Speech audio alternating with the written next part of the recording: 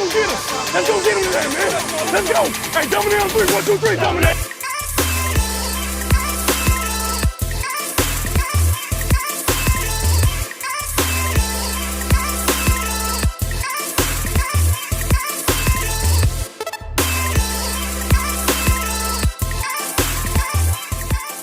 You could pick being the 1, 2, or 3 seed. What would be your easiest path to the playoff or to the Super Bowl, NFC Championship, Super Bowl, however you want to call it? What would you think would be the easiest path?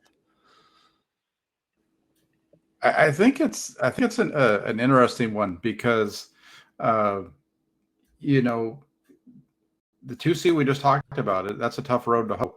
I think 3 might be the easier path, even though it's not you don't necessarily get all of your games at home. But that might be the easier path to get to the Super Bowl.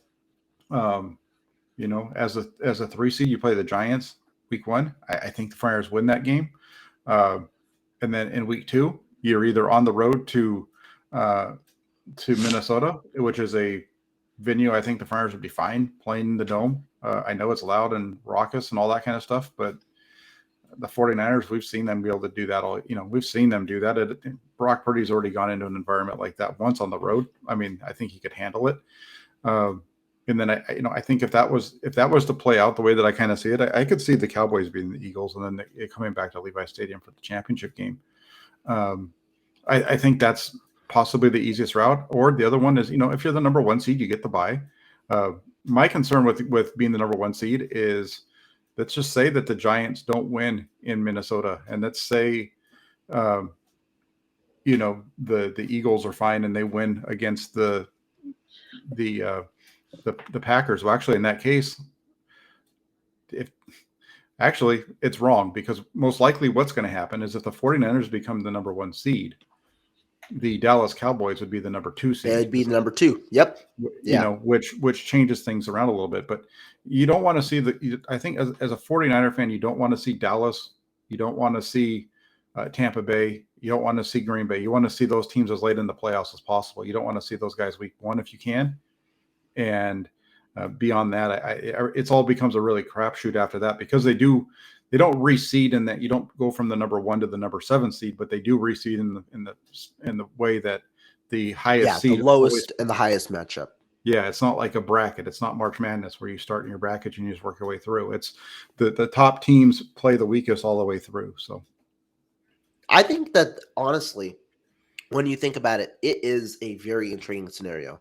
Now, I'm of the belief that home games are the most vital part in the playoffs, which is why I'd lean towards the 1st seed. But when you talk about the 3rd seed and the matchup that you'll face in the 3rd seed, you start with the New York Giants, which is likely the easiest playoff team that you'd face. No slack to the Giants. But then you go, it's either on the road to Minnesota, or you get a home game, and you get another home game like you would with the 2nd seed. I'm not afraid of Minnesota, which is why the road game to Minnesota wouldn't be a big deal necessarily. But you also get, you'd either get that or you get a home game, as you would with the 2nd seed. And then in the NFC Championship game, it's what you'd either have to go on the road to the Eagles, which would be a tough matchup against the Dallas Cowboys if them two face off, or it'd be another home game, which would be another valuable part for the 49ers. Now, the certainty of the 1st seed, which gets you, more home games, would be more valuable, but you do have to face likely the Dallas Cowboys in round 2 or Tom Brady in round 2. Again, at home, but could be tougher matchups for sure. Yeah, I don't. Yeah, it's hard. It's really hard to start getting to it. So, like, for me, yeah, no, it's a lot of speculation, but interesting to think about. Like for me, the way that I look at it is this: I think the Giants are the worst team in the playoffs in the NFC, and then you have Seattle, who could be there, and then after Seattle is Detroit. I think those are your bottom 3 teams, and then it starts to get really tough. You got Minnesota. I put Minnesota at 5 over Detroit only because of their offense. The defense, I don't, and they have a pretty good running game there. Kirk Cousins, Justin Jefferson, Adam Thielen, and TJ Dalvin Cook, that's a heck of an offense, but their defense is the difference. Even with Detroit, the defense is a little bit of a question. They've been a team that's been 5 in turnovers. That's why Detroit and Minnesota, they're almost At 5 and 6, they're almost interchangeable. I think the Buccaneers are at 4. I think Green Bay is the third, and then Dallas and Philly. Philadelphia is a tough one. I know people look at that as a matchup the 49ers should be able to win. Again, this goes back because they beat them last year. But Philadelphia's got the running game. They've got their offensive line is a little bit sketchy.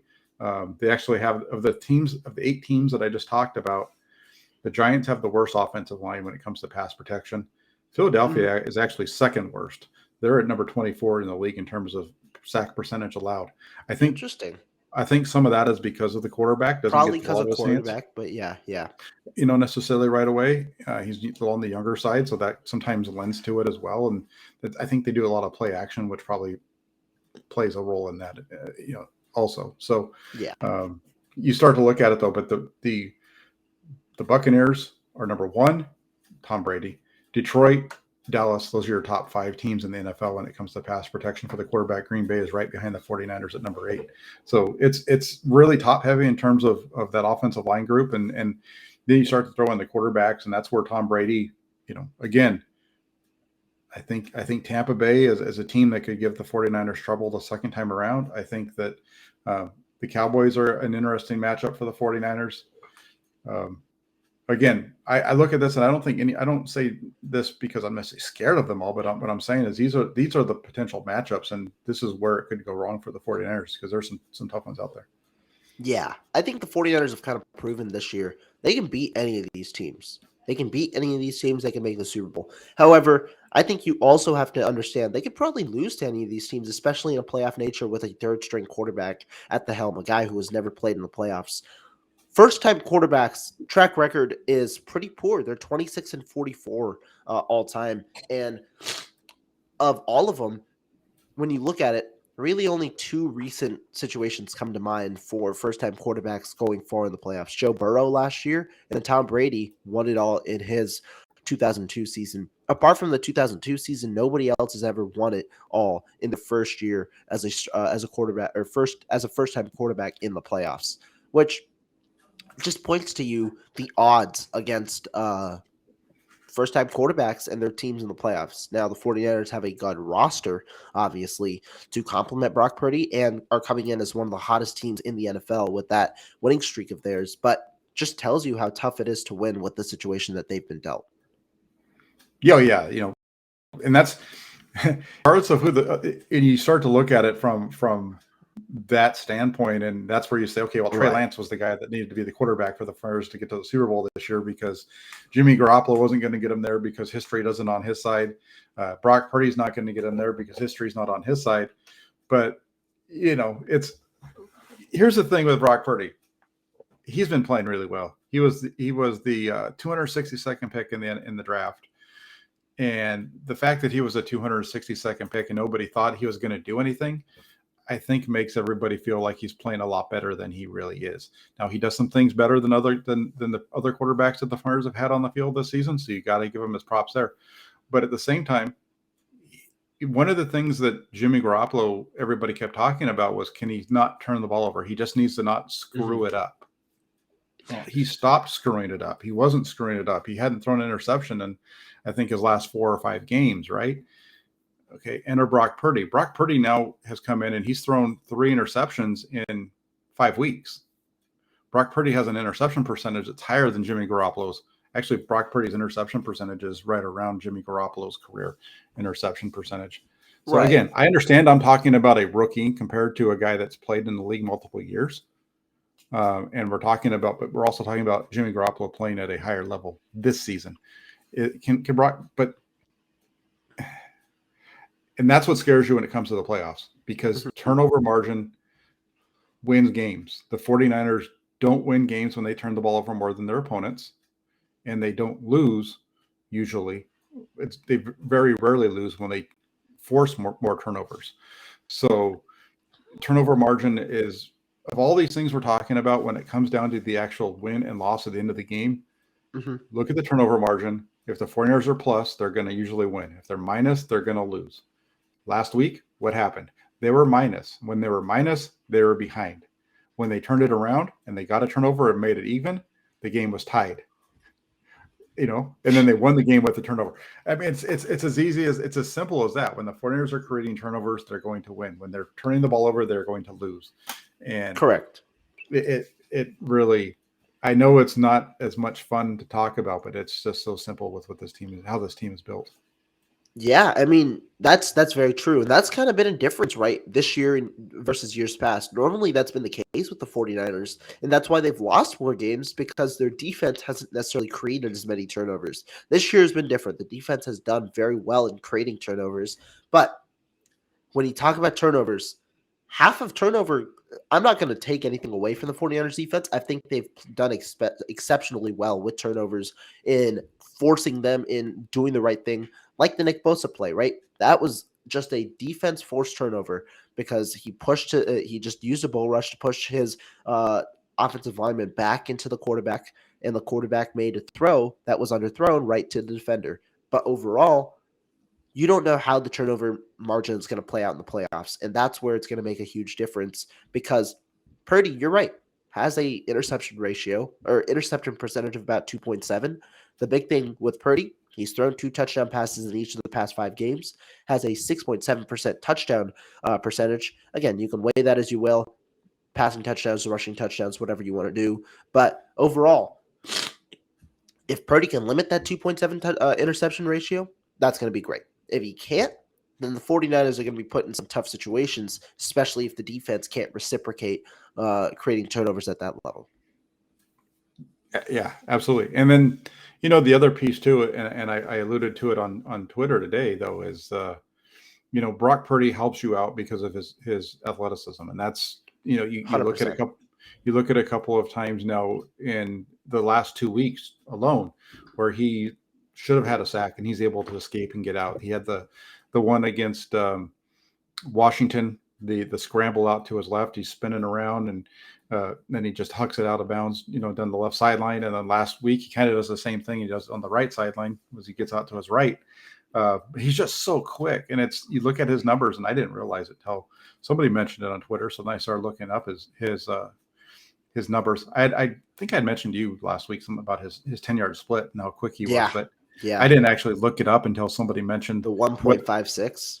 Yeah, 1.55 was what the one site that I had. It's anywhere between 1.55 and 1.62, but the 1.55 on the one site that I found, that same site had Russell Wilson with that same number, and you're seeing it on the field. It's just there's quickness to him.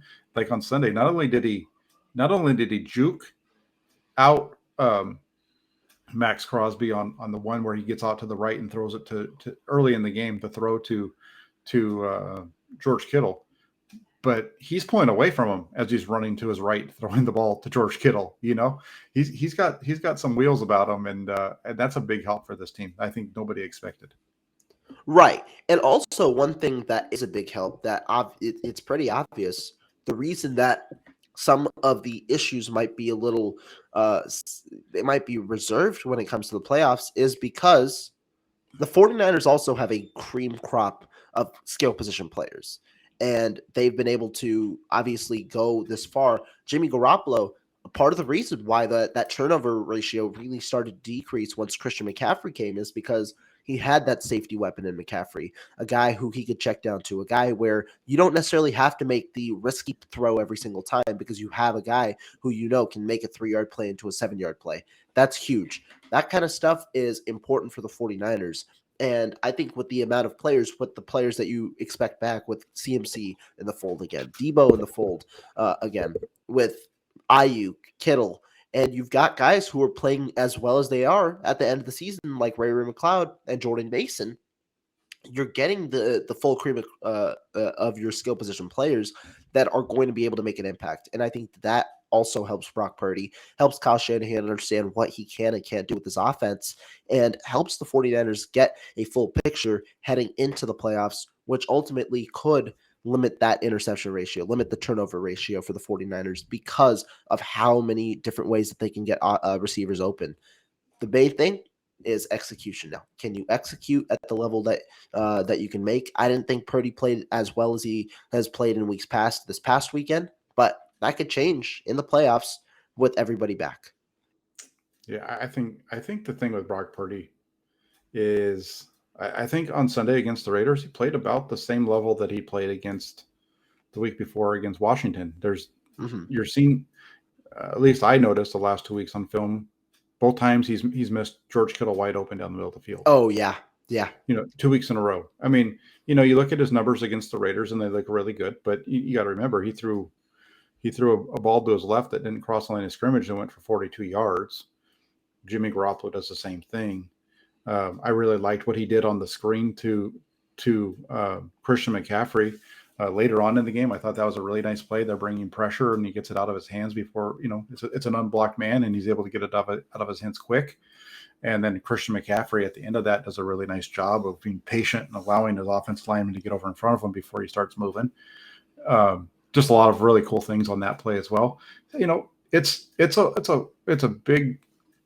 a lot of different things. Like Jay Tan says, whether it's a McCaffrey effect or it's Brock Purdy or both, offensive sizzling. I think you go back to that. It's McCaffrey. He's been the guy that changed it. And 100%.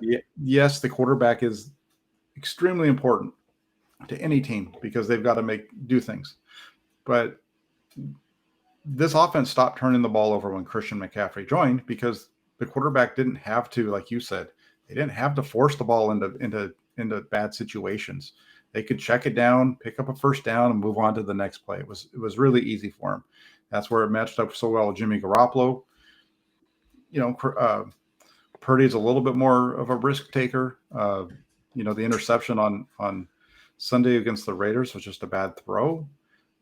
And I know I probably sound negative on Brock Purdy, but I really like watching the kid play. I think he's a really good quarterback. I just said I'm not carried away like this is, oh my God, this is something we haven't seen before, because it's not. We've seen this before. We've seen this with Jimmy Garoppolo, and we saw it a little bit, with other quarterback, with Trey Lance against, for example, against Houston. And it's not like out of this world. Wow. Like I haven't seen this happen before. This team has some really good weapons on offense, and they're getting everybody involved.